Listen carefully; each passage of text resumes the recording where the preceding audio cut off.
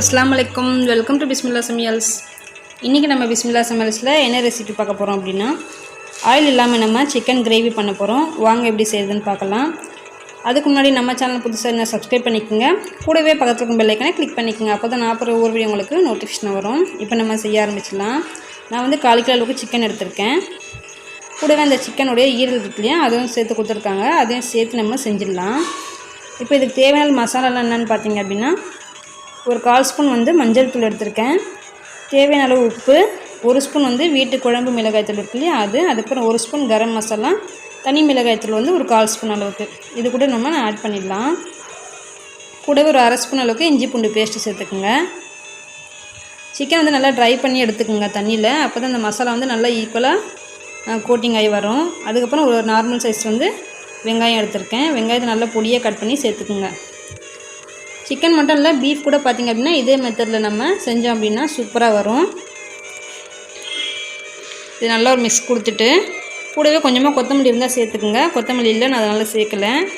கொத்தமல்லி வந்து இந்தமாதிரி மசாலா கூட சேர்த்து செய்யும்போது அதோடய ஃப்ளேவர் வந்து சூப்பராக இறங்கியிருக்கும், டேஸ்ட் அருமையாக இருக்கும். இது நல்லா மிக்ஸ் கொடுத்துட்டு உப்பு காரெலாம் கரெக்டாக இருக்கும் செக் பண்ணிக்கோங்க. செக் பண்ணிவிட்டு இது ஒரு குக்கருக்கு மாற்றிடலாம். உங்களுக்கு ட்ரையாக வேணும் அப்படின்னு நினச்சிங்க அப்படின்னா கொஞ்சமாக தண்ணி சேர்த்து வேக வச்சுக்கோங்க.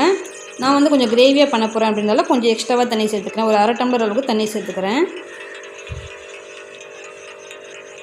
நிறைய பேர் டயட் ஃபாலோ பண்ணுறவங்க பார்த்திங்க அப்படின்னா ஆயில் இல்லாமல் சாப்பிட்ணும் அப்படின்னு நினைப்பாங்க.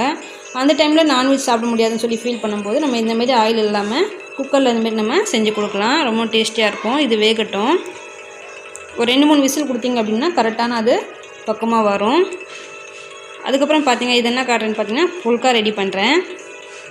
புல்கா வந்து நிறைய பேருக்கு அது உப்பியே வரமாட்டேது அப்படின்னு சொல்லிட்டு ஃபீல் பண்ணுறாங்க. அது நானும் அப்படி தான் ஃபீல் பண்ணியிருந்தேன். அது என்னென்னு பார்த்தீங்க அப்படின்னா அதுக்கு ஒரு சின்ன ஒரு ரீசன் தான் இருக்குது.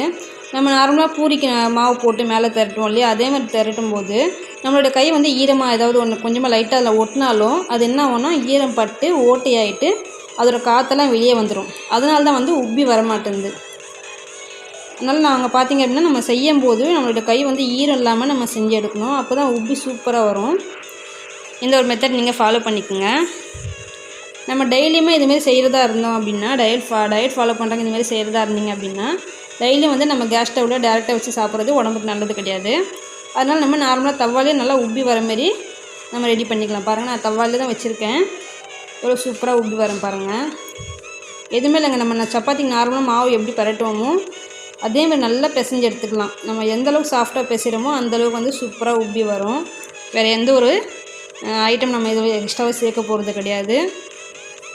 அதேமாரி சப்பாத்தியில் உப்பு வந்து கொஞ்சம் சேர்த்துக்காதீங்க. மாவு பிசையும் போது ஆல்ரெடி நம்ம குழம்புலேயும் உப்பு சேர்த்துருப்போம் இல்லையா, அதனால் சப்பாத்தி மாவில் நம்ம உப்பு சேர்த்துக்கிறது கொஞ்சம் அவாய்ட் பண்ணிக்கலாம். எல்லாத்துலேயுமே நம்ம உப்பு சேர்த்து சாப்பிடக்கூடாது. ஏதாவது ஒன்றில் வந்து உப்பு வந்து நம்ம கம்மி பண்ணிக்கலாம். இப்போ 2 வந்து செஞ்சாச்சு. அதில் நம்ம தவாவில் செஞ்சதும் சூப்பராக வந்திருக்கு. டேரெக்டாக அடுப்பில் வச்சு செஞ்சதும் சூப்பராக வந்திருக்கு. நீங்களும் வீட்டில் ட்ரை பண்ணி பாருங்கள். வெறும் சூப்பராக உப்பி வந்திருக்கு. இப்போ எடுத்துடலாம். இது டீட்டெயிலாக நான் போடணும் அப்படின்னு சொல்லி நீங்கள் சொல்கிறதா இருந்தீங்க அப்படின்னா நீங்கள் கமெண்ட் பண்ணுங்கள். நான் டீட்டெயிலாக நான் உங்களுக்கு வீடியோ அப்லோட் பண்ணுறேன்.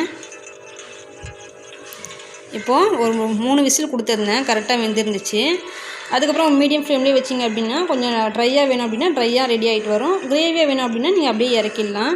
சூப்பரான ஆயில் ஃப்ரீயான சிக்கன் கிரேவி ரெடி ஆகிடுச்சு. கூடவே புல்காவும் ரெடி ஆகிடுச்சு. கடைசியாக வந்து கொஞ்சமாக மிளகுத்தூள் சேர்த்துருக்கேன். அவ்வளோதான் ஃப்ரெண்ட்ஸ், ரெடி ஆகிடுச்சு. இந்த வீடியோ பிடிச்சிருந்தா லைக் பண்ணுங்கள், ஷேர் பண்ணுங்கள், கமெண்ட் பண்ணுங்கள், மறக்காமல் சப்ஸ்கிரைப் பண்ணுங்கள். தேங்க்ஸ் ஃபார் வாட்சிங்.